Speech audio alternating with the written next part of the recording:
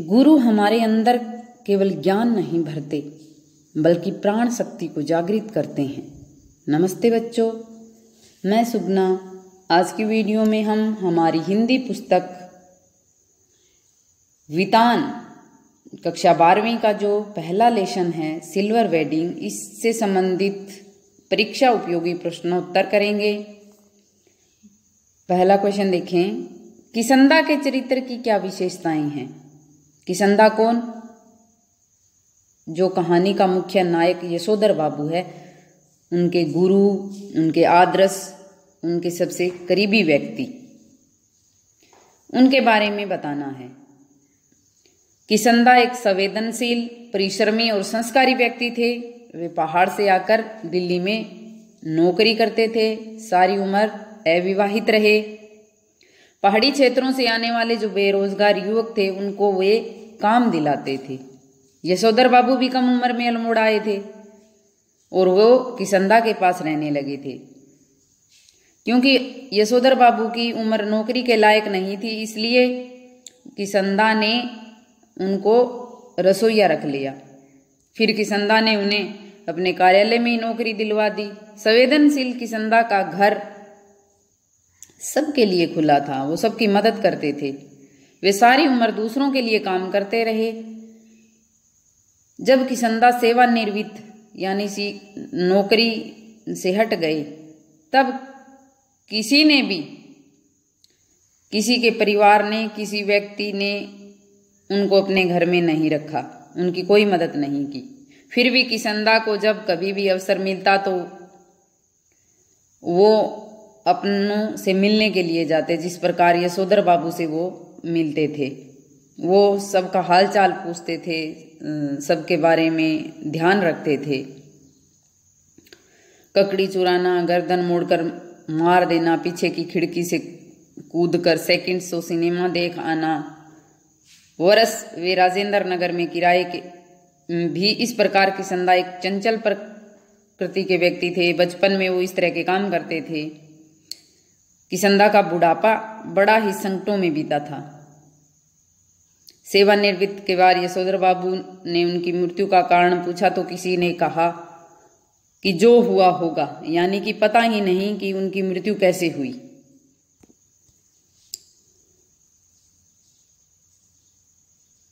दूसरा क्वेश्चन देखें, यशोधर बाबू को अपने परिवार के सदस्यों से किस प्रकार की शिकायतें हैं, वर्णन करें। यशोधर बाबू को अपने परिवार से शिकायत है, अपने बच्चों से हैं, अपनी पत्नी से हैं। वो कौन कौन सी शिकायतें हैं हमें बतानी है। यशोधर बाबू को प्रत्येक सदस्य से शिकायत है। उनका जो बड़ा बेटा है वो विज्ञापन संस्था में नौकरी करता है, लेकिन यशोधर बाबू को समझ नहीं आता कि साधारण है, कम पढ़ा लिखा है, इतना इंटेलिजेंट भी नहीं। फिर भी वो इस नौकरी में 1500 रुपए कैसे कमा लेता है। शुरू में ही 1500 रुपए देने वाली नौकरी में वो जरूर कुछ गड़बड़ मानते हैं। और उनका दूसरा बेटा IAS की परीक्षा देने की तैयारी कर रहा है। यशोधर बाबू को शिकायत है कि जब यह पिछले वर्ष अलाइड सर्विसेज की सूची में माना चाहे इसका स्थान काफी नीचे था, तब इसने नौकरी को ज्वाइन क्यों नहीं किया। IAS की तैयारी कर रहा था, उसका नंबर पड़ गया था। अलाइड सर्विसेज की जो सूची उसमें मान लिया कि वो सबसे नीचे था, तो यशोधर बाबू का मानना था कि वो उसको ज्वाइन कर लेता, लेकिन उसने नहीं किया। वो तो बड़ा अफसर बनना चाहता था। तो यह शिकायत भी यशोधर बाबू को अपने दूसरे बेटे से है। तीसरा बेटा उनका अमेरिका चला गया। इस तरह से देश को छोड़कर दूसरे देश में जाना भी यशोधर बाबू को अच्छा नहीं लगता। उनकी एक बेटी है जो शादी नहीं करना चाहती। इस बात से भी यशोधर बाबू दुखी है कि अब उम्र हो गई है, शादी कर लेनी चाहिए। वो कई बार जब कोई रिश्ते आते हैं तो उनको अस्वीकार कर देती है और अक्सर अपने पिता को धमकी देती रहती है कि अगर शादी की बात करोगे तो मैं डॉक्टरी के लिए बाहर चली जाऊंगी, अमेरिका चली जाऊंगी। वे अपने बच्चों की तरक्की से खुश तो है, परंतु वे अनुभव भी करते हैं कि खुशहाली भी किस काम की जो अपनों में परायापन पैदा कर दे। यशोधर बाबू को अपनी पत्नी से भी शिकायत है। बच्चों की नई दुनिया में पूरी तरह रस बस गई है। पत्नी की यह बात बुरी लगती है कि बिना बाजू का ब्लाउज पहने, रसोई से बाहर खाना खाए, ऊंची हील की सैंडल पहने, होठों पे लिपस्टिक लगाए, यानी कि बुढ़ापे में जो इनकी पत्नी है इस तरह के कार्य करते हैं, यशोधर बाबू को पसंद नहीं है। यशोधर बाबू के चरित्र का वर्णन करना है तो जैसे हमने पाठ पढ़ा था, हमें पूरे अच्छे से याद है कि वो संवेदनशील है, एक दूसरे के दुख को समझते हैं, जानते हैं। जैसे ही उनके साथ कोई बुरा व्यवहार करता है तो उनको बड़ा दुख होता है। परंपरावादी है, उन्होंने शहर में रहकर भी घर है वो नहीं बनवाया, वो अपने पैतृक गांव में जाकर रहना पसंद करते हैं। संस्कारी है, रिश्ते निभाने जानते हैं। जैसे ही उनके जीजा जनार्दन बीमार पड़ते हैं वो उनको मिलने की इच्छा व्यक्त करते हैं। यशोधर बाबू दिल्ली कब आए और क्यों? यशोधर बाबू दिल्ली अल्मोड़ा के रेंज स्कूल से मैट्रिक पास की, इसके बाद वे दिल्ली आए थे। किसके लिए आए थे? आजीविका के लिए, यानी कि धन कमाने के लिए, नौकरी की तलाश में आए थे। दिल्ली आने के पर यशोधर बाबू की सहायता किसने की और कैसे? दिल्ली आने पर यशोधर बाबू की सहायता की किशनदा ने। किशनदा ने यशोधर बाबू को अपने पास रख लिया। नौकरी की उम्र नहीं थी इसलिए घर में रसोइया रख लिया, पैसे भी उधार दिए और फिर बाद में अपने दफ्तर में उनको नौकरी भी दिलवाई।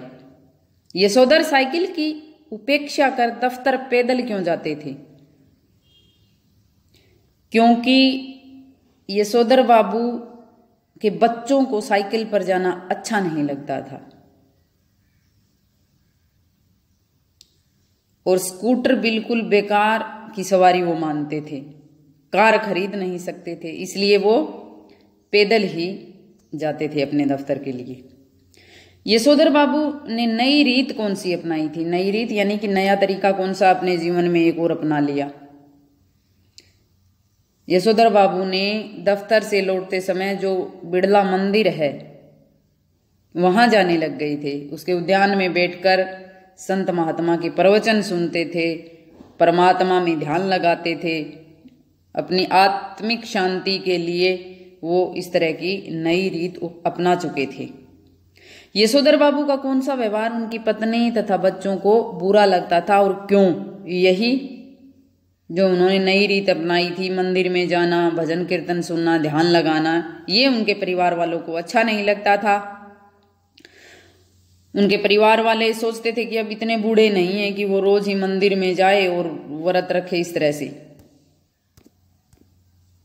यशोधर बाबू की पत्नी तथा बच्चों के विचारों में भिन्नता क्यों थी? आपस में विचार क्यों नहीं मिलते थे? यशोधर बाबू एक सिद्धांत प्रिय व्यक्ति है। वे प्राचीन जीवन मूल्यों पर पूरा विश्वास करते हैं, किंतु उसकी पत्नी तथा उनके बच्चे आधुनिक विचारों के हैं, इसलिए उनके पत्नी तथा बच्चों में विचारों में भिन्नता है। यशोधर बाबू ठहरे पुरानी सोच के और उनके बच्चे नई सोच के, तो इसलिए घर में जो कुछ भी होता है आपस में उनका मतभेद भी होता है। यशोधर बाबू दफ्तर से छुट्टी होने के बाद जल्दी घर लौटना क्यों नहीं पसंद करते? कोई भी व्यक्ति हो, जैसे ही काम फिनिश होता है जल्दी से घर जाने की लगी रहती है, लेकिन यशोधर बाबू तो दफ्तर से छुट्टी होने के बाद भी घर जाना पसंद नहीं करते। ऐसा क्यों? यशोधर बाबू दफ्तर से छुट्टी होने के बाद घर जाना नहीं पसंद करते क्योंकि उनकी पत्नी और उनके बच्चों के साथ उनके मतभेद होते रहते हैं, उनको दुख होता है, इसलिए वो लेट ही घर जाना पसंद करते हैं।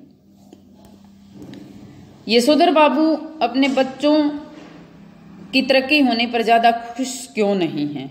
अब किसी की औलाद अगर तरक्की कर ले तो माँ बाप को खुश होना चाहिए, लेकिन ऐसा नहीं है यशोधर बाबू के साथ, क्योंकि यशोधर बाबू समझते हैं कि ऐसे पैसे, ऐसे जीवन मूल्य, ऐसे धन से क्या फायदा, ऐसी तरक्की से क्या फायदा जो अपने परिवारजनों से दूर कर दे, गरीब रिश्तेदार की मदद ना कर सके, अपने माँ बाप को अपमानित करे। ऐसी शिक्षा और ऐसे संस्कार, ऐसी तरक्की में क्या फायदा है, ऐसी नई विचारधारा से क्या फायदा है। यशोधर बाबू की पत्नी मोड कैसे बन गई? मोड यानी कि आधुनिक, नई विचारधारा की। सीधी सी बात है कि वो एक माँ थी और उनके बच्चे नई विचारधारा के थे और मातृ सुलभ मजबूरी ने उनको मोड बना दिया। यशोधर बाबू तथा उनकी पत्नी की आधुनिकता के प्रति विचारों में कैसा द्वंद्व था।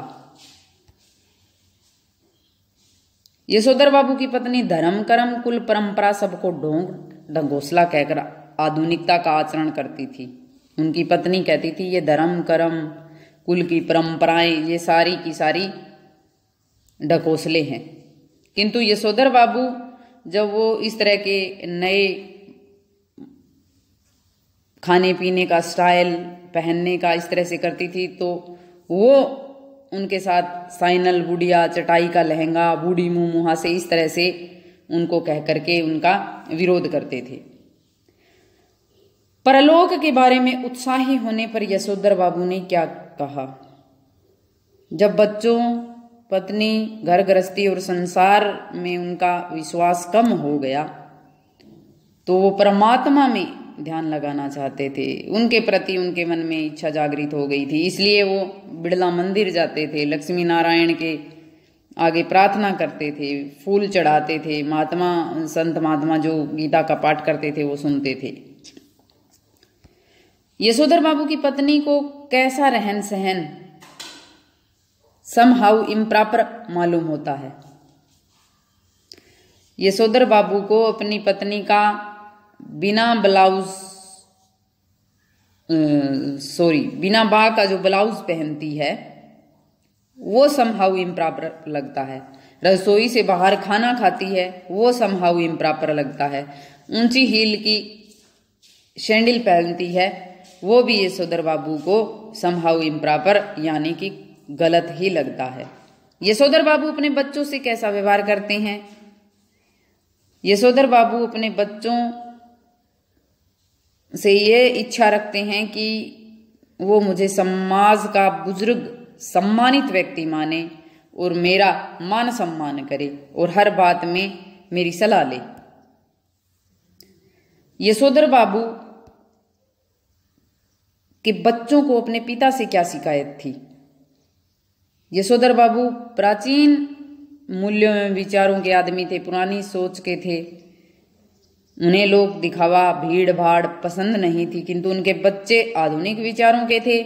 उन्हें पार्टी, समारोह आदि करना अच्छा लगता था। उन्होंने अपने पिता की सिल्वर वेडिंग का आयोजन किया, बड़े बड़े लोगों को बुलाया, परंतु उनके पिता वहां नहीं आए। उनके बच्चों को ये शिकायत थी कि वे केवल एलडीसी टाइप के लोगों से मिलते हैं, कि उनसे जो नीचे के कर्मचारी हैं उनसे मिलते हैं, उनसे बातें करते हैं, बड़े बड़े लोगों से बात नहीं करते। या पार्टी है वो इस तरह की जो नई विचारधारा है, नए तरह के पहनावे हैं, खाने हैं, बोलने का तरीका है, हमारे पिताजी नहीं करते। तो यशोधर बाबू के बच्चों को ये अपने पिता से शिकायत रहती है। आशा है कि आपको अच्छे से क्वेश्चन समझ में आ गए होंगे। धन्यवाद।